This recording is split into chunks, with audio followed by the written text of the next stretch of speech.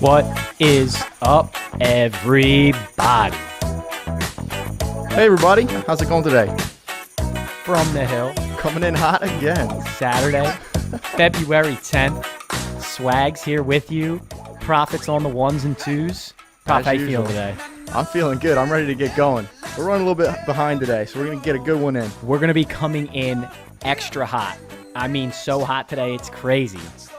So, A lot of Prof, stuff to talk about. We're going to have a lot of fun. you know, Johnny Manziel still hasn't tweeted back at me. He hasn't responded to my tweets. It surprises me. Well, dude, you know, I'm such a huge fan. I think maybe you insulted him last week on the show. I think he clicked on it and he's like, you know what, screw these guys. He's probably out on a bender. See, you keep doing it. Why you keep doing it? I don't So, know. you know what I saw actually for Johnny? So I saw him tweet at a show maybe a little bit more popular than ours. Maybe you've heard of it. Part of My Take. You ever heard of that show? No. Yeah, that's the Barstool Sports guy, Big Cat. Oh, no. Yeah. See, you're all in the bar. See? I haven't found Barstool yet, Well, Johnny which I probably should. Yeah, well, their content's great. But Johnny tweeted at them that he was ready to go on their show. And I'm like, Johnny, why don't you tweet it from the hill and you come on our show? Well, we have some exciting news that he may want to jump in on. We might be teasing something there for you guys.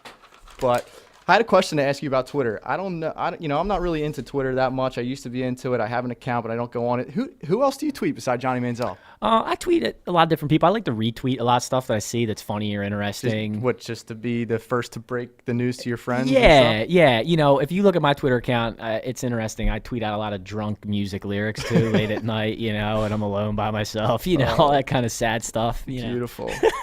Just sappy stuff. Yeah, you know, all that good stuff. Tinder alerts. That's So who are your top follows on Twitter? Like, who are your favorite people that you see something you're like, oh yeah, I got it. So Johnny's up there. You know who's a good follow on Twitter is Jose Canseco because he is out of his mind. He doesn't care. Dude. He just came out with something yesterday. He's a psychopath. Is he sick or something? I don't know, man. He always says that. He's got some kind of condition like a or hypochondriac? disease. Dude, he's a psychopath. I highly recommend following him on Twitter. Yeah. Another guy who's a great follow, actually Cahill hates it, is Kurt Schilling. Oh, I love Kurt Schilling. Dude, man. he's a great follow on Twitter. Kurt Schilling's got to be in the Hall of Fame.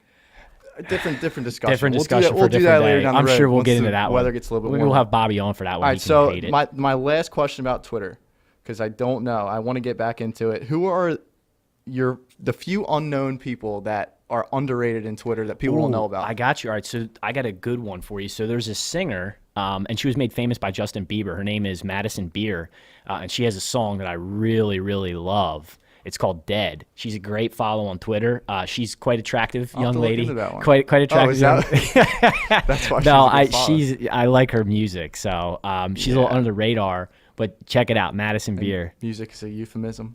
No, I'm serious. All right. I like the song. All right. Maybe I'll tweet out those lyrics all drunk. All right, man. Cool. Yeah, that's what I wanted to know about Twitter. Yeah, I got you. Get our Twitter So- info out of the way. If you guys heard the opening song, you know, Nick, because of the spirit of the city, really wanted to open with Meek Mill's Dreams and Nightmares. But I said, we can't do that because DJ Jason Weiss would absolutely hate me. And given the fact that today's From the Hill is brought to you by Double Down Entertainment, by the way, check them out on Facebook, Double Down Entertainment. They're all over social media. They will take care of you for any and all of your venues, weddings, parties, bar mitzvahs, the premier entertainment provider in Philadelphia. Where can you go see him? So Jay does a lot of NOTA Philly, right? Last summer he was at the Whitebriar. Go check out their website. He's got everything up for their venues. He's got a big roster of guys. Montone. I mean, they're huge. They're literally the Whitebriar is the place to be out Of course, number one entertainment provider in Philadelphia. Double Down Entertainment. Check them out. Love it. So let's hop right in. Super Bowl 52 talk. Before we get into the actual talk, we need to discuss last week's picks. What the Super Bowl's all about. Let me tell you something. If you didn't tune into From the Hill last week, you missed out on a lot of money.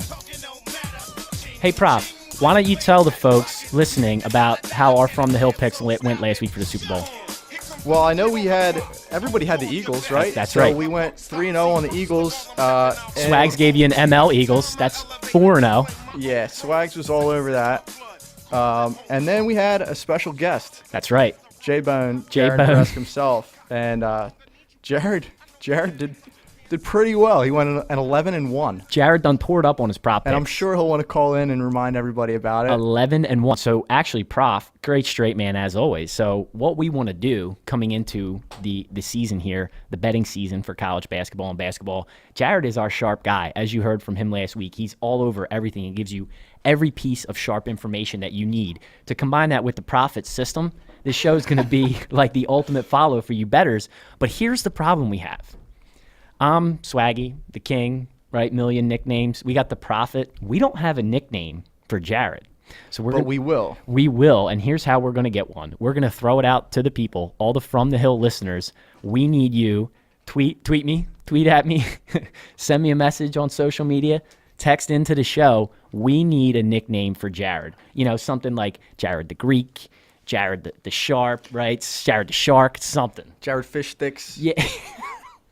Something to go with the betting edge. Jared So the Greek. the best tweeter or participant in the contest that gets the nickname Jared for his segments on the show, and we'll hook you up with some FTH swag. All right, so you'll notice, right? So Jared goes 11-1 when Prof doesn't make picks. How much did Prof picks get under Jared's skin this year? And do you think that it threw him off his game? Well, I mean, how much better could his game be if he went 11-1? I know, but I'm saying throughout the year, particularly college football, because I was so obnoxious in college football this year. You were quite obnoxious. How obnoxious But, was I? well, let's... Sending texts out, like mass text messages. These are my picks. Well, you know, the thing is, when you guys did the head-to-head contest for the 10 games, neither one of you really did very well. No, we were dead even. You both went 5-5, and Yeah. you won them on points.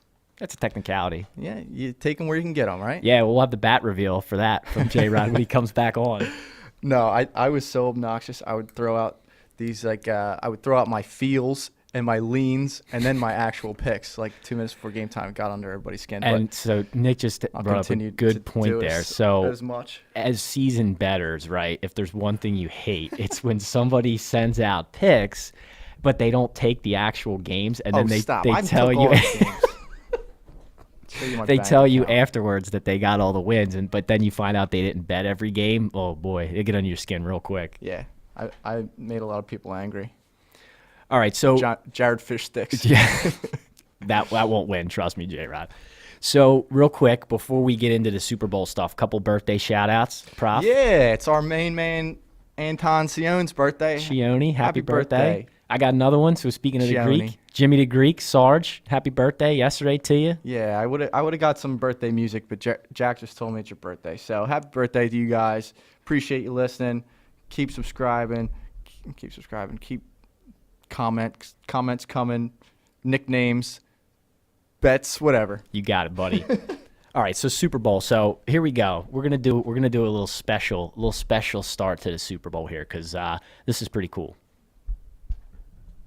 What do we have here, Jack? We're gonna go with the. Give me the theme. Give me the music. Oh, Here we go. An original from the Hill production. what if I told you? What if I told you that Tom Brady throws for 500 yards, but the Eagles win the Super Bowl? And Prof- Gronk. Prof, what do you think about this? If I told you before the game, right, all jokes aside now from that, if I told you before the game that Brady goes for 500, do you see any chance the Eagles win that game? No, absolutely not. No, and you know what? It's crazy because in a lifetime that just drips greatness, on the highest stage, Brady plays his greatest game. Sets a right? passing record. Sets passing records for all NFL playoff history, and they still go down. Yeah, so we'll give you the stat line here from the Patriots, two standouts. Brady goes 28 of 48, 505, 3 touchdowns, no interceptions. Unreal. Like unreal. To throw for 500 plus yards in the Super Bowl when they have a lot of issues going on in New England. Like they were definitely the favorite, but they weren't the Patriots of old. But for him to come out and have that kind of game without Edelman and without like his main guys there, and in the first half, if you look at Gronk's first half, if you said Gronk will have, what did he have, one catch Gronk, for like 6 yards or something like that? Yep. If you said that at the beginning of the game and you said Brady's going to finish with 505 yards, I'm like, who's he going to throw it to? And then Gronk 8 in the second half. Yeah. He comes out. The first drive of the second half, I feel like it was every play to Gronk. They're just like, you know what? Let's go to the big man. Gronk finishes the game 9 for 16, 2 touchdowns, the polar bear himself, again, unstoppable, but still the Eagles win. Right. So let me ask you a question about that. So do you think that was by design on Belichick's part? 100%. Like, do you think he opened the game and said, let's slow play Gronk. We're not going to get him the ball in the first half. Let him think that they have him in check, that he's under control. And then second half, it's going to go Gronk, Gronk, Gronk, Gronk, Gronk. Because when they came out in the third quarter, it was like you couldn't stop him. He was wide open, number one. He did slow play it. I think Belichick slow played to say, we're not even looking his way. But the adjustments were made. No, you hit the nail on the head, actually. We talked about it last week, right? Like, New England doesn't like to show you their whole hand in the first half. And so, they left Gronk in a lot of extra protection schemes and short routes and didn't look his way. And then, as we just mentioned, they come out in the second half, and every single play I felt like was Gronk. And it was chunks, 15, 16, 18. He just completely dominates that drive. So now you go back from him nothing to him on the first drive, and you got that defense on its heels like, oh, God, we can't let Gronk go for 20 catches and 800 yards, right? Yeah, and they started focusing on him a little bit more, which opened up some other things for Brady, and that's where you get to 505. But, it was really a good play on the part of Belichick, but at the same time, you could not ask for a better coaching performance from Peterson. Yeah. I mean, so we're going to flip the script here. Let's talk about Big Dick Nick. Oh boy, he went with it. You know it. Yeah, the only thing that we absolutely know for sure still about Nick Foles is that the guy has no pulse. He's just cool. Like, he doesn't care about anything. Nothing seems to bother him. He shows no emotion. As cool as the other side of the pillow. It's really awesome the way that they went. Like, if you saw the sound effects thing in the NFL films, where he, even in the huddle and on that 4th and 1, on the Philly special play, he's just, hey, dude, let's run this play we've never run before. So if you guys haven't seen it yet, it's everywhere on YouTube. So the play that the Eagles run on 4th down, they call timeout, and Foles comes over to talk to Peterson, and Nicky just goes, Philly, let's do it. And Dougie P hesitates for a half a second.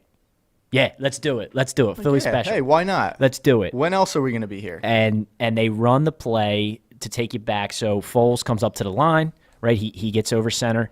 They have Clement come in motion, right? And he comes down right next to Nick on his left now, and Foles goes, oh, cut, kill. And he runs up to the line. Lane. And then they snap direct to Clement. Right. Nick rolls out to the right into the corner of the end zone, and Trey Burton comes around on a reverse behind Clement, gets the pitch, and then forward passes to Nicky Foles for the touchdown. And even like to speak to the coaching side of that, just the 2 players that were involved prior to Foles getting the ball were just very unassuming names. Trey Burton, Corey Clement, just very unassuming guys where you're not necessarily thinking a play is designed for these guys where they're, in that type of situation, because Clement's a rookie. Burton, he's our 3rd string tight end. Nobody thinks he's going to be throwing the ball. Come to find out, he was a quarterback in high school, maybe part of college a little bit. And it was probably the easiest throw in history. But given the situation, that's a lot of trust to put in your 3rd string tight end. And that's what makes it such a great play design, right? Because of those specific pieces that you use. There's so many moving parts to it. The flip from Clement, if you saw it, he just kind of floats it up there. It was kind of a scary thing when you watch it so much. You're like, how do they have the balls to call that in that situation? That ball's floating all over the place. There's Nick in the end zone with not a single person within 15 yards of him. Unbelievable. It'll go down as one of the best play calls in Super Bowl history. Collinsworth said it on the air. I know everybody was really happy with the way Collinsworth called that game. I don't really find a problem with the way. Boy, Collinsworth really upped his reputation in Philly with that Super Bowl call, didn't he? Yeah, I mean, he was. The broadcast was weird. I didn't really like it that much, but I wasn't as offended as everybody else was. But some of the cooler ones came from the radio. If you heard the Kevin Harlan one and the Merrill Reese one. The Merrill Reese one was great. So, yeah, check those out if you want to get some goosebumps. But, yeah, Nick Foles, just unassuming, would have never thought it would come from him in that situation, that he would just have ice in his veins and just come out with that play, that was his idea to let's run the ballsiest play in Super Bowl history from the one. And so Nick brings up a point that we talked about last week, and actually we've talked about this a lot on From the Hill, and it proves how ironclad Doug Peterson's will is and the fact that he stuck with his game plan. What we talked about on many shows past in big games where coaches end up turtling up against legendary coaches and they get away from what they've done all year. Well, what the Eagles have done all year is go for it on fourth down, go for the 2-point conversions, take those chances, take those risks, and keep the pedal to the metal. And Doug did what he did all year. He didn't change. He didn't settle for the field goal. Actually, speaking of Merrill, I listened to that play again today, and I heard Merrill, Mike, I don't know here. I think I'd probably take the 3. I love Doug's aggressiveness, but I think I might take the 3 here. I'd be more comfortable getting the 3. I liked going for it there. With the one that I said to punt on was the one at midfield when it was 4th and 1, the throw to Ertz. That was the one I was like, this isn't the right play. This isn't the right play. It was one of those no, yes moments. Yes. And but again, back to our point, what the Eagles have done all year. That's been Doug's philosophy all year, and I love that he didn't change it. I love he didn't get scared of the moment. Why would it be different that this is the Super Bowl versus what they've done all year? Right. You stick with what got you there, and he did it consistently throughout the game. And it's a lot easier said than done because media before that and said, before the game and said we're going to stay aggressive.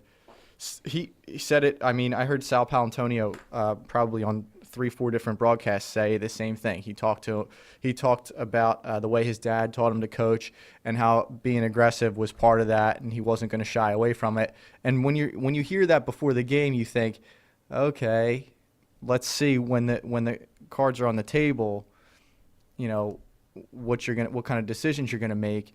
And I mean, he held to his word. He held to his word. It was remarkable. So let's talk about our keys to the game that we talked about last week. And when I look down at the offensive performances versus the defense, we talked about Brady and the prolific pass game, but the Patriots really were non-existent on the ground. But on the flip side, the Eagles had, again, another great day on the ground. Their backs contributing for over 150 total. LeGarrette Blount went for, I believe, 80 yards or more with a touchdown. Yeah, and we talked about how they had to spread it out and how they had to mix in a little bit of both. Again, you didn't know if we're going to come out firing, in the pass game because we weren't sure if Minnesota game Nick Foles was going to come out, and he definitely did. So I was thrilled with the way that they mixed it up. The way everybody was into the game, everybody was fired up. It's that kind of adrenaline that you felt from these guys that a lot of teams passed that had maybe more talent than this team. You felt that emotion. I mean, and to come out and give you the greatest Super Bowl game. I mean, I think it's top 3. Last year's was really good, but I was far more invested in this one. The offensive performances were amazing. And to Nick's point about the team and being fired up in the adrenaline, you saw there's a bunch of clips of Malcolm Jenkins on the sidelines when they score on the Philly special, and he goes, they ran it now. They ran it in the Super Bowl. Yo, that's our O. That's our O. Like, these guys, they feed off of each other, and that's confidence in the defense, too, to even take that chance there, right? Our offense is going to be aggressive because we believe in the defense. So total team effort all the way around. Peterson, great job. Going back to – talk about next level coaching. So there was a report that came out that they actually ran a fake walkthrough because they were worried that Patriots were going to cheat. Were like spying on them. Yep. They didn't see that one coming, did they? They did the fake walkthrough. Probably, I don't know, if there were spies out there, probably threw them off a little bit. And then they ran that Philly special, from what I heard, in a hotel ballroom. That's fantastic. Like 3 or 4 times. That's so fantastic. And I think the first time they ran it, Burton overthrew or threw it behind Foles, and they were just like, okay, it's in the arsenal now. We got it. And it was executed. He knew it would be on the money during game time. Perfectly. So Nick Foles ends up winning the MVP. I'll give you his stat line. Foles is 28 of 43, 373, 3 touchdowns, 4 total touchdowns, 3 passing, 1 receiving. He had an interception, but really it wasn't his fault. No. Actually, that was almost a hell of a catch by Alshon Jeffrey. He reaches back with one hand, catches the ball, the defender reaches up, knocks it away, and the ball would have fallen to the ground, but unfortunately, as Jeffrey's falling, his left arm hits the ball again and knocks it back up in the air so the Patriots safety Jeffrey can makes get it. that catch. You think he sneaks in MVP? He might have. He had a great game. He had a great game, and that would have been a hell of a catch. Yep. That would have been a hell of a catch. So I don't put that interception on Foles. So, again, almost the perfect stat line. And Nicky wins the MVP, and the Eagles get their first Super Bowl championship. Yep. So real quick, there was a couple controversial calls in the game that everybody was bitching about. We're going to talk about the catch rule, huh?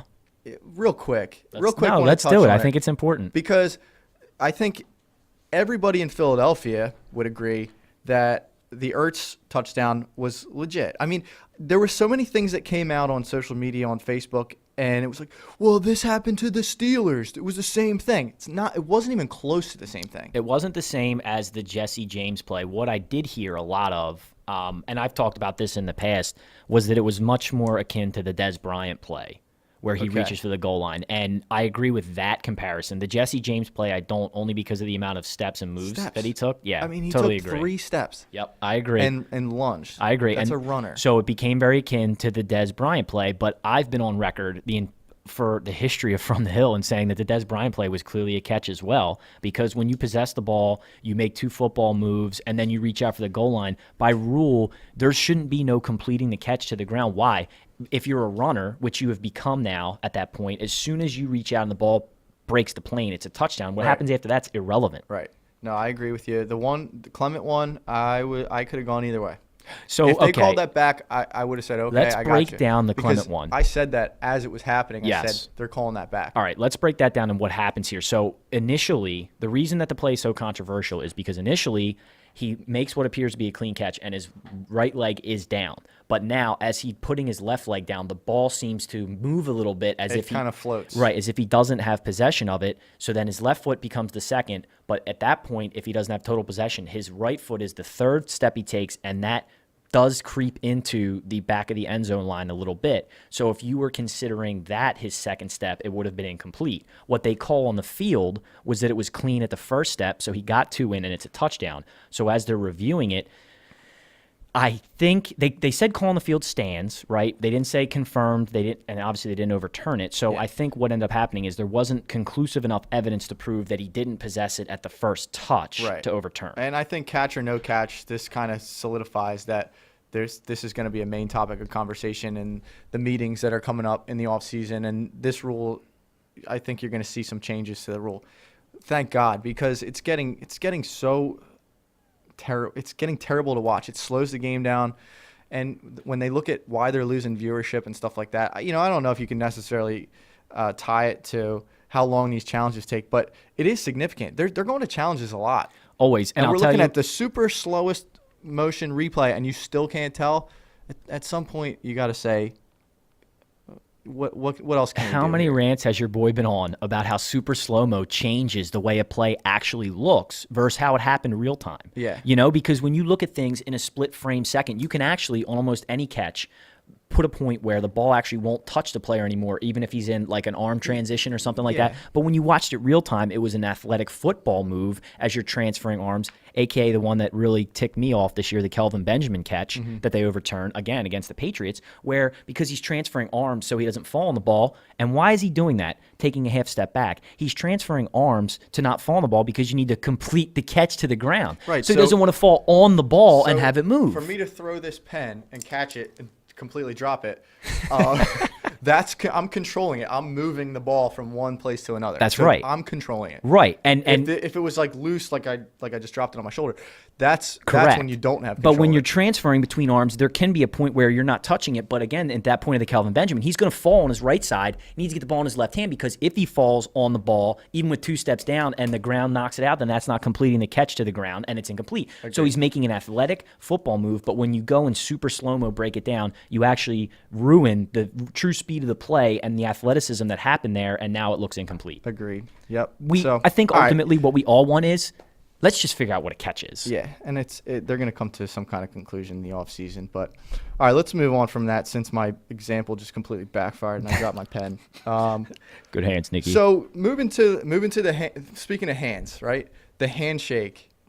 The handshake that never was. Yep. So the Patriots circus was how I had this titled. Like, it's in town. Like, if we had some circus music behind us ready, we could. Right. So after the game, Brady doesn't shake Foles' hand, right? And it sort of has become a really big deal. I want to, Prof, let me start with you. The next 30 for 30. The handshake that never was. What if I told you that Tom Brady's hand did not shake. All right. So, yeah, Pro, go I'll ahead. start with you. How did you feel about it? How did you feel about Brady not shaking his hand? Who cares? You know what? Part we talk about Brady all the time as the best competitor ever, and I kind of referenced this in an earlier show. Is to get to be the best ever, there's a competitive edge that you have to have over, somebody of a lesser talent level. And Peyton Manning's done it. I think Drew Brees has done it.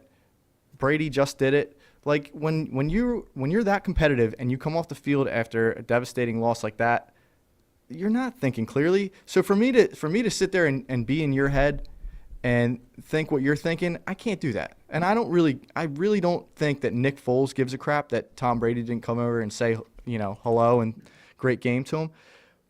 He put out an Instagram post yesterday or 2 days ago that was directed to Foles. It was almost like an apology. We get caught up in these stupid things, and people try to make a story out of nothing. This is all that is. So I actually we're agreeing too much. We're supposed to disagree, so we argue. Actually, I totally agree with you, Nick, and I want to take it to your point even further. Look, you're putting a microphone in these guys' faces, these professional athletes, the best athletes in the world, after the biggest games of their lives, and they just lost, and the letdown, the disappointment, the sadness, the tears, it's all there. And if they don't react exactly how you would expect them to, aka perfect gentlemen, I don't think that's an issue. I mean, I went back to the Cam Newton incident 2 years ago against the Broncos where, he's at the podium and he's clearly kind of ticked and he was getting akin to being like a petulant child at the podium. Cam Newton's a little bit different. Well, because he does that on a random Tuesday. But you know what? I don't have a problem with it, and I'll tell you why. Because two reasons. So first, I don't have a problem with somebody being like that after a loss or being upset even on a Tuesday or Wednesday after a loss because you know what? These guys are ultimate competitors, and they're ticked. And you know what? If you put a microphone in my face after losing some kind of championship game like that, I'll probably be the same way. Yeah, so we're talking about the championship game, but when Cam does it after practice on Tuesday, Wednesday, that I have more of a problem with because he's basically hindering people from doing their job. These guys are reporters. They have a job to do. He knows that. That's why he's required to be there. But the flip side of that is, right, and where I wanted to go with it is, listen, we always say we want these guys to act true to their nature and how they feel, right? We don't want the Russell Wilson interviews that are always perfect and the guy's always, doesn't tell you anything. We want these guys to show their emotions, but yet when Cam shows his emotions, how he's feeling, if he's pissed, if he's disappointed, if he's upset, we blow him up for, not being a professional. I think that's a double standard. If he doesn't want to talk to you and he's pissed off, he lets you know about it, whereas Russell Wilson will give you nothing ever because he's not a human, right? He's a pre-programmed robot they assembled at NFL Films out of spare quarterback Is there a middle ground, though? I mean, there has to be a middle ground where you can't just be a jerk all the time. Sure. And, we've seen Cam go over the top the other way. He's one extreme to the other where he's just goofing off too much. And that's what makes him seem not real. He almost has a little bit. I reference McNabb in every show, but he has a little McNabb in him that way. I love Donnie. Where he just says goofy stuff to just try to be cool. It comes off as phony. No, I'm with you. So I don't know. I love Cam as a player, but I think he's got some mental things to work on. But if that's what makes him a good athlete, so be it. The thing that's been mentioned with Cam before is maturity. But as I said, I'm a big Cam fan, and I support even the off the field stuff because I put myself in that situation. Being 6'5" and 280, and I just run like a deer. Yeah, laser rocket arm. But I just think it's not that easy to always be 100% positive and give that professional feel all the time. Answer, yeah, and like Nick Foles and Russell Wilson and Jimmy Grapp. And Jimmy Grapp. How about Jimmy Grapp? Jimmy Grapp. How about him? Yeah, so highest paid player in the NFL now. We've been talking about this for the last couple of days. It's just kind of one of those things, right? When you get in the cycle of next up, right? We talked about Kirk Cousins last week. He's going to get a big deal. These guys that are cycling up to their deals being up, they're going to get much more than the guys who already signed deals, and it's just kind of the way it works. Yeah, well, and you're comparing Kirk Cousins to Jimmy Grapp. So I like the Grapp signing because I see a lot out of him. He can run, he can throw. He's is he Rodgers-esque to you? Who would you compare him to? I wouldn't go Rodgers yet, only because of how great Rodgers is. No, but in terms of the way Miles played 7 games, yeah, the way that he plays, he's got some Rodgers. I'm just saying athleticism and arm strength and He did he did a lot with the 49ers with nobody on the team. I agree. I mean, he looked good In last 7 year. games. To finish the season the way he did with that team, I thought was very impressive. The big talk with him is you're kind of going out on a limb with him because we saw a little bit of him in New England and then a small sample size in San Francisco. But look, they think he's the guy of the future. I tend to agree, and I'm okay with it. I'm good with the signing too. I don't know if he's the highest paid player in the league worthy, but they obviously see enough in him, and they've seen enough in him in the 7 games last season. I like him. I like the signing. I think it gives him that's the key piece. I mean, it's the most important position in sports. If you can find your guy and you're willing to risk it to solidify that, go for it. I like it. I agree. I'm okay with it. And his by the way, his reign as highest paid player in the league won't last long. No, it's that'll be coming up somebody soon to take Yeah. that, probably like next week. So let's continue with the Patriots circus, right? So we Yeah. start with both of their coordinators. Let's start with the straightforward one, which actually I think was kind of cool. Their defensive coordinator, Matt Patricia, got announced after the game as the new head coach of the Lions, Yep. right? We all knew it was coming. Cool thing about it, right? He had the crazy beard going on, right, all yeah. the time, and then he shows up at the press conference all nice and groomed, and he got rid of it. So I thought that didn't was see kind of him. neat. Yeah, he showed up, beard gone, No beard. no beard. He Wow, looked, dude, that's a bad move. right. So well, it's like a new chapter. He was there in No, New that's a England. bad move. Now he's coming in. He's Talk cleaning about up. staying true to yourself. That's actually written as one of my questions. Does he keep the beard and the backwards No, hat? it's gone. And the pencil? No, it's gone. Well, he might do the hat and pencil when he coaches, but he showed up very clean cut, all nice and ready to go for the Lions. That's a bad start for you, So Matt. the big thing that's come up about him though now is, that defense had a horrible performance in the Super Bowl. Nah, Like, does that you know weigh in what? your confidence in him? No, he's been there for a long time, and just to have a couple bad performances in a season that they lost some of their top defensive players, I don't hold that against him. I think he's a good enough coach, and obviously he's learned for many years in a system, with the hierarchy of Belichick, how to run the system. I think Belichick gets involved with that sort of thing and tries to teach that, to groom his coaching tree to move on. I mean, it hasn't panned out, obviously, with the guy that we're going to get into next here, but I think he's definitely earned his shot. Now, So- the question is, with the Lions set up where they are, does it even matter? Well, right. And here's the thing that I wanted to ask you, right? Because remember, Bill Belichick at his core is a defensive coach, right? So do you think that Patricia may be getting a little too much credit for the success that the Patriots have had, given the fact that he's sort of just the overseer and really it's Belichick's defense? That's an impossible question for me to answer because I'm not in those meetings. But you have to think he's sitting in there learning from all this, and he's been with them for how long? Yeah, he's been there a while. It's got to be 10 years, right? Close to it, I think. So if you're not absorbing it in 10 years, we're going to find out really quick.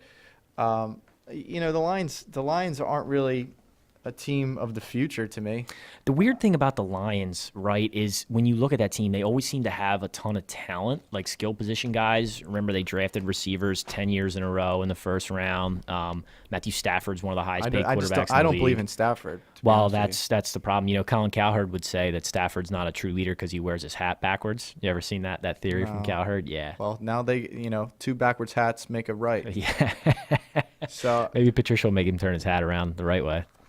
yeah, and when you look at like these guys that come out, like Romeo Crennel and McDaniels, look what they take over. Now the McDaniels thing, You want to get into the McDaniels thing? let's get into the McDaniels let's thing. talk about what happened. But this to week. go back to Denver, to go back to his time at Denver, Sure. the drafting of Tim Tebow was that ended his career. right. in That Denver. was he hung himself there. Yeah. And it's those type of moves. It's not necessarily your job, the job you're doing as a coach. I don't think, because when you make personnel decisions that don't go well, then that's on you. Sure. But if you don't have the talent in the room to do it, you got to let it develop a little bit. I think a lot of times in the NFL nowadays, it's like one and done.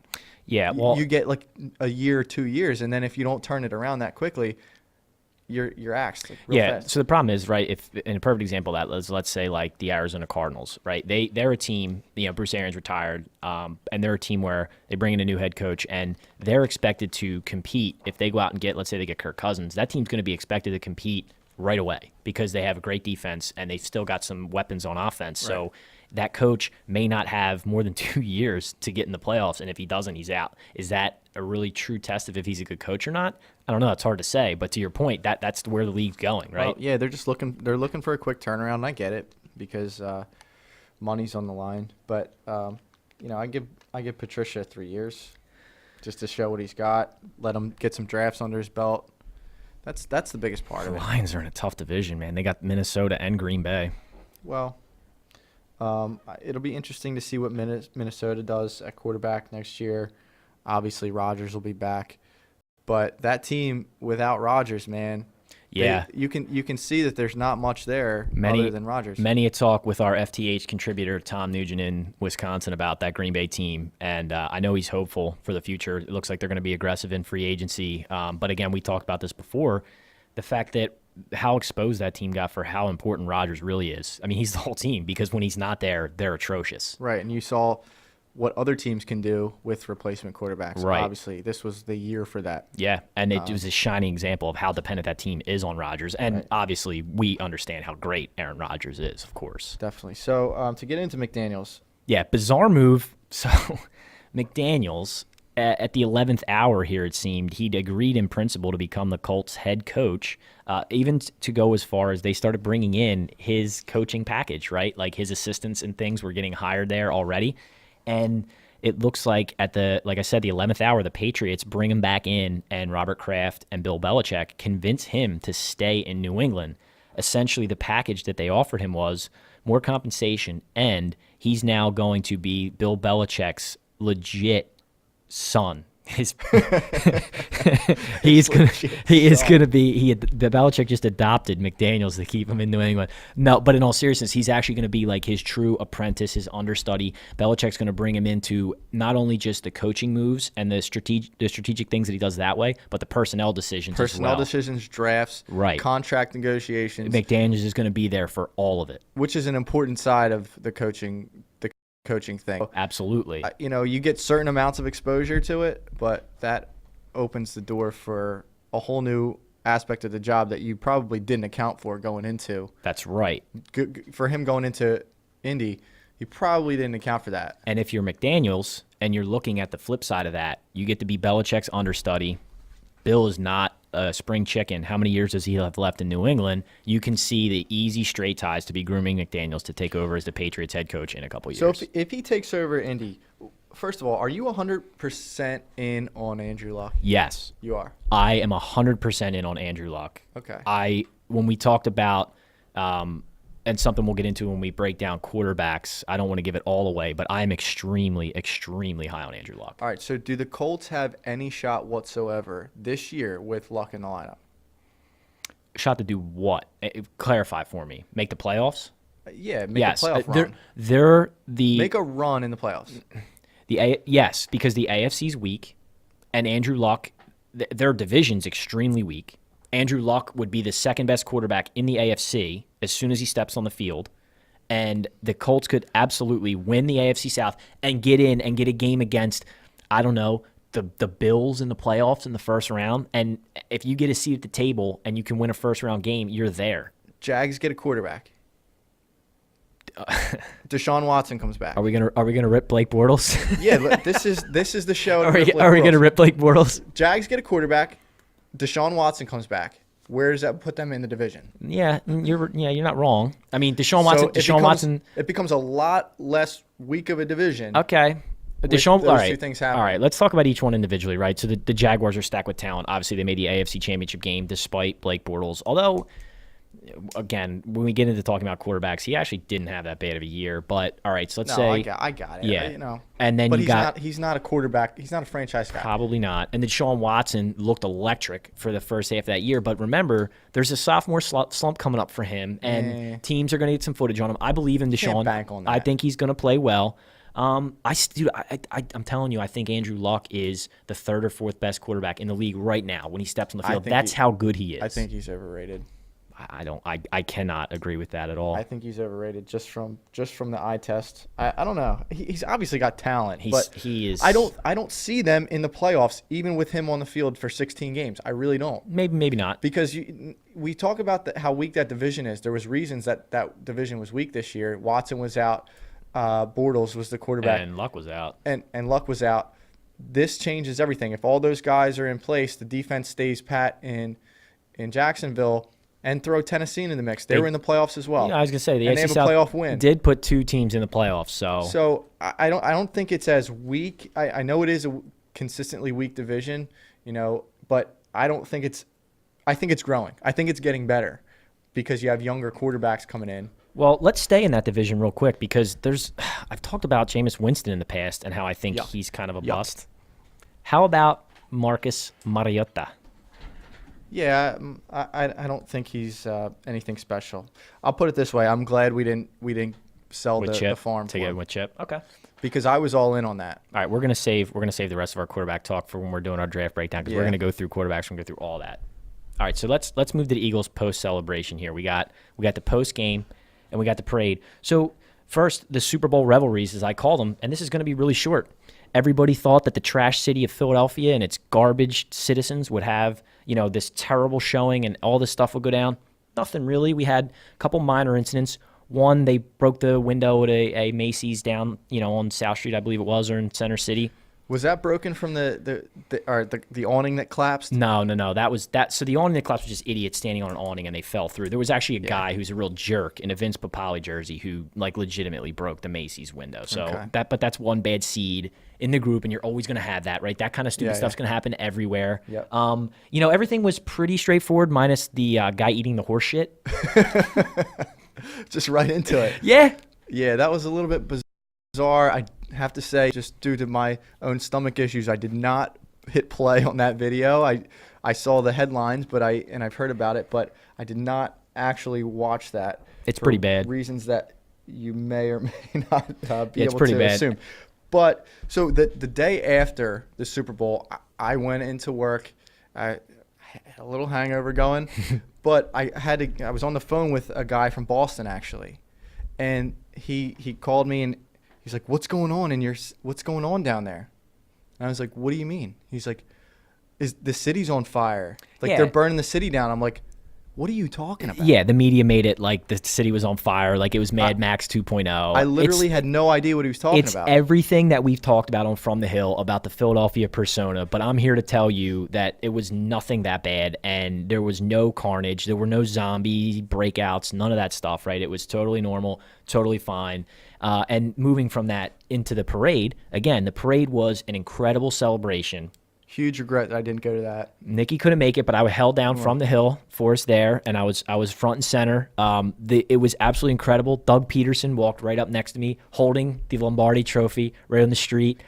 It was incredible. Doug P appeared in a lot of Snapchat, Instagram. I had thought about it. I had a huge Snap story going. Actually, I had a real tall guy in front of me in an old Doug Peterson jersey, and it was an original because the 14 on the back was all worn out, and I was like, dude, that might be the coolest jersey here. That's pretty crazy. Yeah, but I 14, mean, that was Dougie P's number when he played here. 14. He was a niner. He was coming in for a niner. I thought he was a niner. I thought Ty Detmer was a 14er. So Corey Detmer. Also, big shout out. So friends of mine, Mark Cunningham, Dave Costabile, those guys, they had the sign up, and it was awesome. Barstool threw it up they had the sign 33 years, 2 championships, and then a little eagle in Philly, and that was akin to the McGillicuddy kid up in Boston who did the sign. And I'm gonna butcher it because I don't have it in front of me, but it was 13 years, 8 seasons, and had all the Boston championships in there. So really trolled Boston some more. So A1 job, boys, great job getting that done for the city. Good work. There was a lot of cool stuff down there, and I saw the report yesterday. I couldn't believe this because just from the views that I got,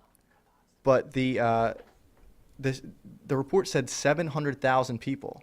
I could not. Oh yeah, somebody needs to lose their job over this one. So I couldn't. They estimated 700,000 people, and I was like, "What on the first block?" I mean, it was literally more. Well, and the range that they give you with their stupid estimates, they went from 700,000 all the way up to 5 million. There wasn't 5 million people there. I'm telling, it was just somewhere in the middle, 2.5, somewhere around there. Yeah, it was kind of confusing, but everybody I knew was down there. I was sat at work all day listening to it on the radio, just like crying in my hands. I was so upset I wasn't able to go, but hopefully there's another one around the corner. Carson, if you're listening, bring a couple more so I can hit a parade once in my life. Yep. So we are short on time, so we're going to cut out here. I'm going to give you quick parade highlights while Nikki wraps us up. So Kelsey was incredible in the Mummers outfit. His speech was phenomenal. Check that out. Lane Johnson is an absolute psychopath. He was awesome. He appeared on the ESPN shows too the next day.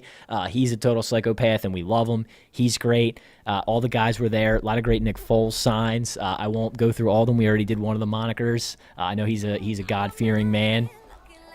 But that's it. We're getting out of here from the hill. So remember, guys, if you like the show, give us a thumbs up on YouTube. Give us a subscribe. By the way, it's free to subscribe. You don't have to pay anything. You just get an email when we got our next content.